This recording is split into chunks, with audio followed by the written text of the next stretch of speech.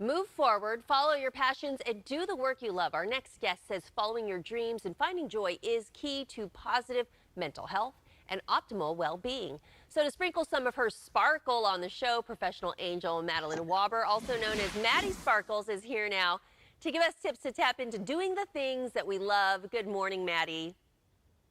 Hi, good morning, Aubrey. It's such a pleasure to be here.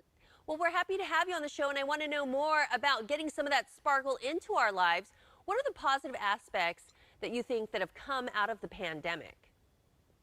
Oh, yes. Well, there's been a massive shift in the world. It's really caused us to ask questions about ourselves and to really treat others much better and to treat the planet in an even better way. And during this shift, we've been asking ourselves questions like, what do I really want to do with my life? And what lights me up? What makes me feel happy? And how can I be of more service to other people? It's really caused us to get our priorities in order. Well, what happens when we're doing work that fulfills us?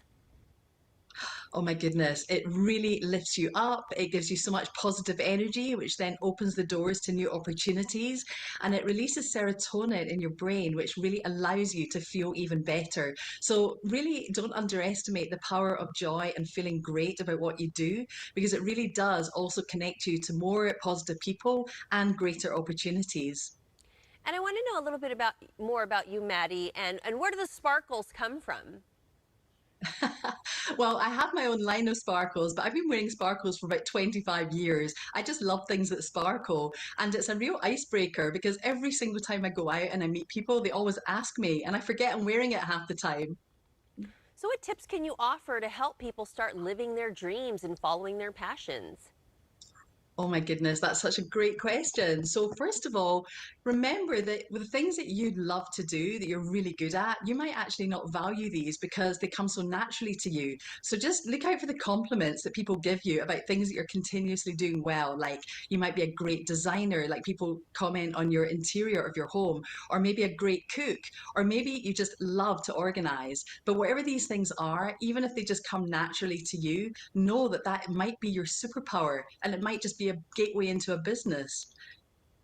A lot of times we hear that the hardest part is taking that first step, making the leap. How do you advise people do that?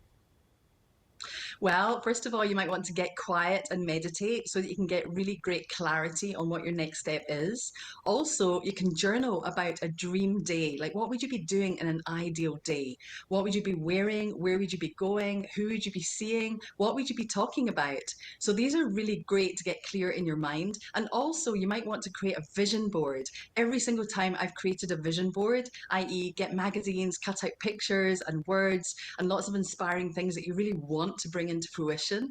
Whenever I've done a vision board, I look back and everything on it has happened in my life. So I really invite you to do the same and try it out. Talk about some of the work that you were doing before the pandemic and then what you're doing now. Oh, wow.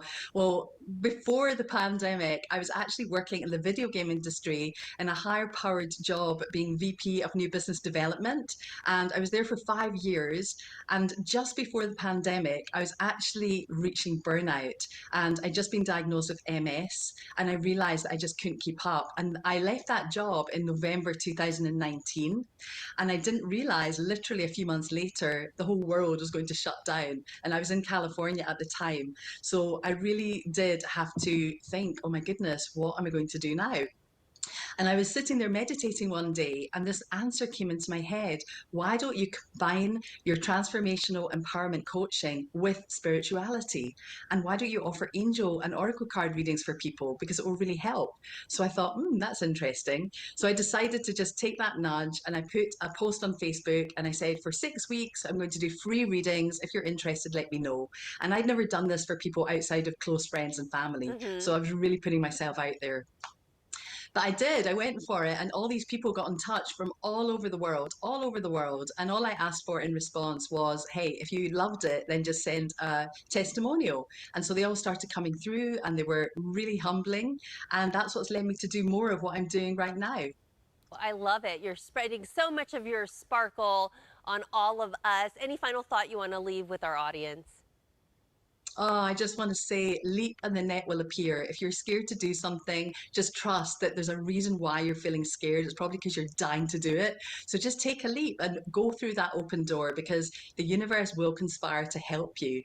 Go for it. Very good, Maddie. Appreciate you sharing that with us this morning. If you want more of her insights, you can go to MaddieSparkles8.com.